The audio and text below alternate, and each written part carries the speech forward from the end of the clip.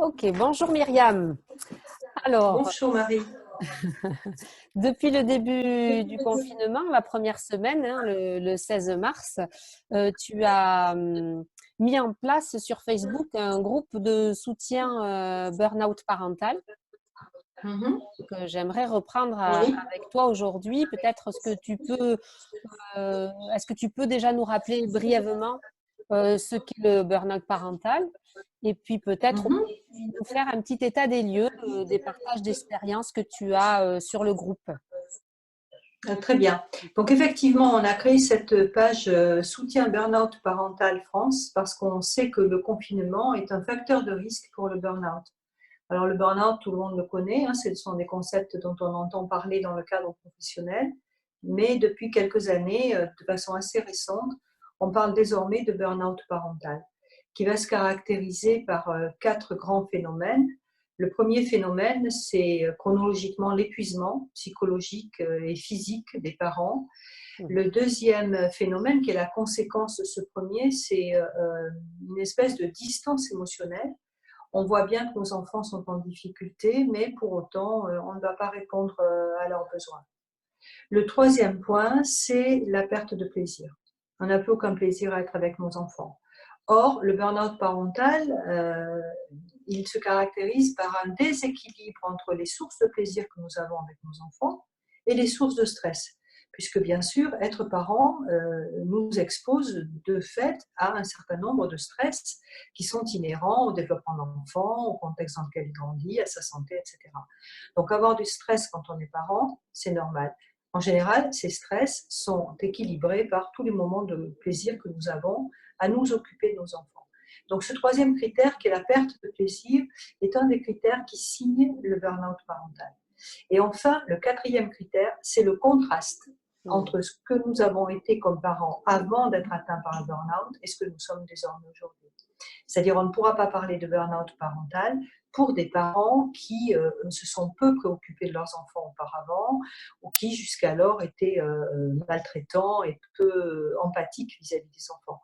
Donc la quatrième caractéristique, le contraste, est une caractéristique qui est un problème pour les parents parce qu'elle induit très fréquemment un phénomène de honte. Et que du coup, les parents, ne se reconnaissant pas dans leur comportement actuel, ont beaucoup de difficultés à demander de l'aide. Voilà, donc tous Ok. ces éléments-là, bien sûr, ils sont favorisés par le confinement, puisque la plupart du temps, notre identité parentale, elle est équilibrée par notre identité professionnelle, notre identité amicale, sociale. Nous avons un certain nombre d'identités que nous exerçons au fur et à mesure de la journée ou de la semaine et qui nous permettent d'équilibrer la charge mentale et psychologique liée à la parentalité. Dans le confinement, on n'a plus aucun recours, peut-être un peu par le télétravail, à l'identité professionnelle, on Mhm. n'a plus aucun recours à d'autres sous-identités qui d'habitude nous soutiennent. Donc il y a un vrai facteur de risque pour le burn-out parental avec le confinement. Ok. Et du côté de l'enfant, est-ce que tu peux nous dire quels sont les différents stresseurs qui peuvent être délétères pour l'enfant, justement? Alors, selon l'âge de l'enfant, les choses sont différentes, bien sûr. Si on commence par le tout petit, le stresseur essentiel sera le stress des parents. Pour un bébé, par exemple, ce sera le stress de la maman ou le stress du papa qui émotionnellement va contaminer l'enfant.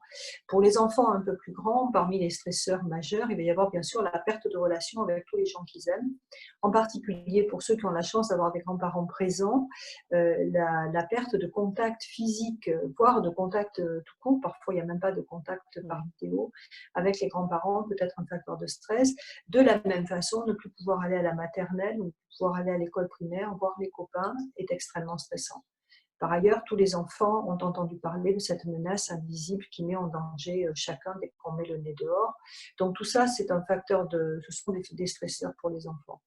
Pour les adolescents, la perte des relations sociales avec le groupe de pairs, hein, PAIRS, qui est si important pour les adolescents, c'est effectivement un facteur de stress. Mais la détresse sociétale actuelle et la détresse des parents, à mon avis, sont parmi les deux facteurs de stress essentiels pour les enfants. D'accord. Ok. Parmi les témoignages que tu as pu avoir sur Facebook, justement, avec ce groupe de soutien burn-out parental, quels sont un petit peu Mhm. les échanges principaux qui ont attiré ton attention, qui revenaient régulièrement? Mhm. Donc, cette page Facebook, elle a été mise en place pour soutenir les parents, pour prévenir le burn-out parental, dans un premier temps, et dans un deuxième temps, parfois dès le début pour certains parents, de les aider à ménager ce burn-out parental quand ils s'y trouvent.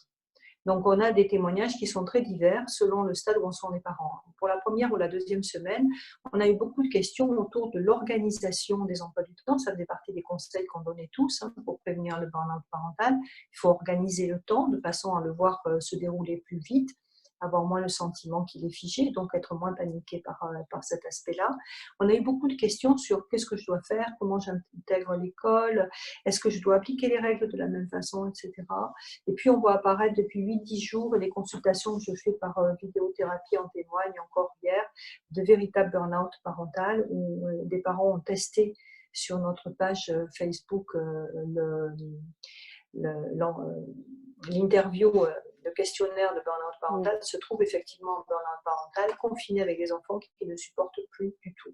Donc là, on a des gens qui sont extrêmement paniqués par ce qui les traverse en termes d'émotions négatives concernant leur enfant. Donc ça, on va vraiment pointer les choses depuis une semaine. Ok. J'ai le sentiment, au travers de mes consultations et de nos consultations, que les familles, peut-être avec les enfants tout petits, sont celles qui expriment le plus de difficultés. En tout cas, quels conseils, est-ce que tu es d'accord avec ce que je dis là, et quels conseils tu peux leur donner justement à ces familles avec des tout petits? Alors, je suis assez d'accord avec toi, sans doute qu'avec les tout petits, ça peut être très compliqué parce que l'enjeu est la régulation émotionnelle de ces enfants. Et que bien des parents, hélas, on le constate aujourd'hui, ne savent pas faire ça, et que ce qui sert de régulation émotionnelle aux enfants, c'est de pouvoir passer du temps à la maternelle ou chez la nounou, mais en tête à tête avec les parents, ça devient très compliqué. Donc, on a mis en place sur la page Facebook un certain nombre de conseils pour que les parents puissent intervenir dès que l'enfant commence à se déréguler sur le plan émotionnel et puisse être assez proche pour tenter de le calmer. L'objectif, c'est de mettre vraiment de la sécurité dans le lien et de faire en sorte que les enfants ne se désorganisent pas trop sur le plan émotionnel. Donc, il faut intervenir très, très vite. Mais de façon générale, c'est compliqué de donner des conseils parce qu'il y a énormément de choses à faire avec des tout petits. Donc, on essaie de répondre au plus près des questions qui nous sont adressées par les parents de jeunes enfants. Mais tu as raison, on a moins, en tout cas pour la page Facebook, de sollicitations avec les ados. Les parents d'ados, finalement, à travers la page Facebook, ne se disent pas beaucoup en difficulté, en sachant que les adolescents ont cette capacité de s'auto-confiner eux-mêmes C'est ça. des heures entières dans leur chambre avec leurs réseaux sociaux. Donc finalement, ils ont encore, malgré tout, même si ça leur pèse beaucoup, et ça peut être très douloureux pour eux, bien sûr, ils ont une conscience du temps, ils savent que c'est bientôt fini. Et ils ont de toute façon, pour la génération actuelle des adolescents, beaucoup de contacts par les réseaux sociaux, parfois même beaucoup plus que réellement en présentiel. Donc pour eux, c'est moins problématique, semble-t-il. Après, il faudra voir quand on aura des sondages et des enquêtes sur la population générale et avec des échantillons représentatifs, il faudra qu'on voit exactement quelle est la photographie actuelle. On n'en a qu'une vague idée pour l'instant. Oui, ce qui est important finalement, c'est que chacun des enfants et aussi des adultes puissent sentir et éprouver ce sentiment de sécurité interne. Ça passe aussi par quelque chose de corporel, des sensations où on est tranquille, où on peut sentir le calme. C'est ça aussi que tu veux dire en fait, en parlant de régulation émotionnelle. C'est pas évident, je crois, aussi pour les parents de savoir ce que ça veut dire matériellement être en sécurité, en fait. Et à quoi je vois que mon enfant est en sécurité, comment je le sais, intérieurement parlant. C'est peut-être ça aussi qui est peut-être à commencer à essayer de développer pour que chacun puisse avoir cette conscience de l'autre en paix, quoi, au calme. Alors c'est très difficile, je suis d'accord avec toi Marie, parce que ce dont tu viens de parler, certains parents ne savent pas du tout ce que c'est. Pas seulement dans le cadre du confinement, mais on le voit beaucoup à travers nos consultations et dans les thérapies familiales. Pour certains parents, il n'y a jamais eu ce sentiment à aucun moment de sécurité intérieure et il n'y en a pas non plus chez leurs enfants. Donc c'est compliqué de l'éprouver dans le cadre du confinement, alors même qu'on n'est pas vraiment à leur côté pour les aider à l'éprouver. Donc, en attendant de pouvoir vraiment être à leur côté, peut-être en développant des groupes d'aide pour les parents en burn-out parental après le déconfinement, ce à quoi on est en train de travailler actuellement à l'Institut Michel Montaigne. En attendant, on leur a donné des sites de méditation pour les enfants et pour eux, et toute une liste d'activités qui peuvent être des activités très plaisantes, leur permettant d'exprimer les émotions. Des collages, des dessins, des choses artistiques, voilà, auxquelles Oui, ils ne sont pas du tout habitués. Mais vont réussir là-dedans les gens qui ont déjà une certaine maturité émotionnelle et cognitive. Hein. Je crois qu'il ne faut pas se leurrer. Pour des gens qui sont vraiment dérégulés, ce n'est pas vraiment la page Facebook ou le confinement qui va leur permettre de pouvoir se réguler. Hein. oui. Et puis peut-être aussi au milieu de tout ça, ce qui va permettre la régulation, c'est aussi de diminuer un petit peu les standards élevés, les exigences élevées vis-à-vis de l'organisation des journées et de devoir aussi réussir son confinement comme on doit toujours réussir quelque chose hein, dans notre Mm. société et aussi devoir bien remplir nos journées pour que ça profite et que toujours ça profite alors qu'en fait aussi juste continuer de ralentir le temps et d'être avec ça. Il n'y a pas besoin toujours peut-être de rajouter une activité parfois. Hein, le être ensemble suffit euh, tranquillement en fait. Et puis pour déculpabiliser aussi les parents, hein, parce que je pense que c'est ce que tu dis aussi dans ton propos, c'est qu'on ne nous apprend pas non plus à faire aussi à réguler, à savoir ce que c'est une émotion, à la repérer. Mm. Mm. Oui, il y a notre vécu, il y a notre histoire, mais il y a aussi toute cette partie-là qui peut être apprise aussi. Je crois que c'est important et Mm. effectivement, ça peut pas. Le Facebook soutien burn-out parental ne peut pas suffire, effectivement, ne peut pas suffire pour beaucoup, hein, et c'est normal. Hein. C'est pour ça que dans les conseils qu'on a donnés aux parents sur la page Facebook dès le début, il y avait le conseil de lâcher prise. Oui, Voilà, même si on maintient une forme d'organisation, il ne faut pas se déstructurer sur le plan temporel, les enfants non plus. Bien sûr, il faut qu'ils se couchent à peu près à la même heure, même si c'est plus tard que d'habitude, qu'ils se lèvent à peu près à la même heure, même si c'est un peu plus tard que d'habitude. Il faut lâcher sur des règles non essentielles, de façon à ce qu'on n'ajoute pas du stress au stress, parce que je pense beaucoup aussi aux parents qui ont énormément d'inquiétudes sur le plan économique, puisque ce déconfinement va être suivi aussi d'une crise économique et sociale oui. majeure. Mm. Est-ce que tu crois que justement le confinement peut révéler le burn-out parental?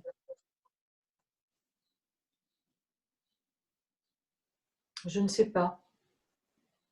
En fait, je ne sais pas du tout. Je pense D'accord. qu'il peut le créer très facilement. À travers ta question, je me dis que pour certains qui pourraient être en burn-out parental et dont la stratégie a été de fuir la maison et les enfants, à ce moment-là, le confinement peut le révéler. Mais je crains, hélas, qu'il n'en crée de supplémentaires de façon assez exponentielle avec la durée du confinement. Ok. Il faut être très armé pour être avec ses enfants tout le temps. Oui. Il faut avoir beaucoup de capacité à se sentir bien avec eux, donc il faut être bien avec soi aussi. C'est pas si facile que ça. Oui, oui, c'est vrai. Comment un parent peut-il savoir s'il est en burn-out parental? Comment il peut le découvrir? Alors, je pense que les premiers critères, c'est l'épuisement. J'en peux plus. Je suis épuisée. Hier, j'ai vu une vidéo avec une maman qui me disait: je viens de dormir 13 heures d'affilée, je me réveille, je suis épuisée. Elle a une petite fille de 2 ans. Elle est confinée avec ses propres parents.